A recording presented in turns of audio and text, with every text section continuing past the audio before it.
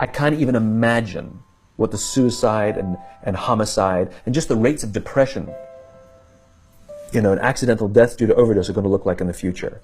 It's going to reach epidemic proportions. It's already, the statistics are already alarming, and yet nobody's sounding any alarm bells. Parents have to intervene. We have to stop giving our kids free access to social media and phones at young ages. They are not ready for it. Their minds cannot cope with the dopamine. They can only have it up to a certain hour, and you take it away. They're children. You can take the phone away. We've got to intervene as parents. But as companies, we now have to deal with the influx of kids that are coming into our companies with addiction. Watch, I see it all the time. Walk through any office.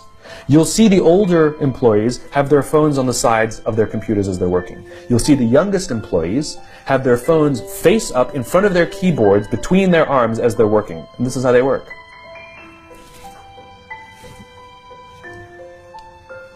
And the science is alarming. They did experiments on mice where they did the multitasking. They put flashing lights to mimic going from the computer to the cell phone, the computer to the cell phone to the TV.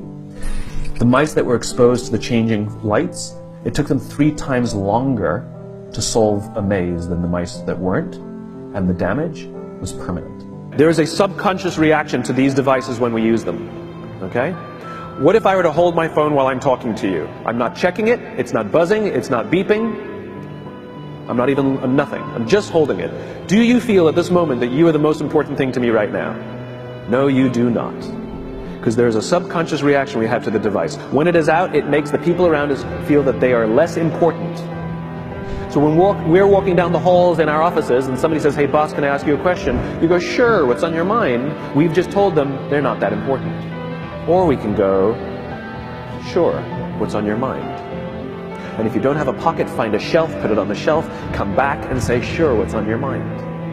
When we show up to a meeting, or a lunch, or a dinner, with our colleagues, our clients, or our friends, or our families, and we put the phone on the table, we have announced to everyone in the room that they are not that important to us. And by the way, putting the phone upside down is not more polite. My favorite one is when the meeting or at a lunch with someone that the phone will ring and the caller ID will pop up and they will go, I'm not going to get it. Oh, so magnanimous. Oh, lucky to eat with you today. Or they could just put the damn thing away. You can tell how addicted we are. When somebody pulls out their phone when you're with them, how uncomfortable does that make us feel? You're walking down the street with someone, they pull their phone out. We feel stupid, so what do? We pull our phones out. We're so addicted. Somebody goes to the bathroom when we're at dinner, and what do we have to sit there by ourselves? God forbid we should look around the room for 5 minutes. We pull our phones out. Meetings, awful. What do we do when a meeting happens, right? Everybody's sitting waiting for the meeting to start. Bob's running a few minutes late.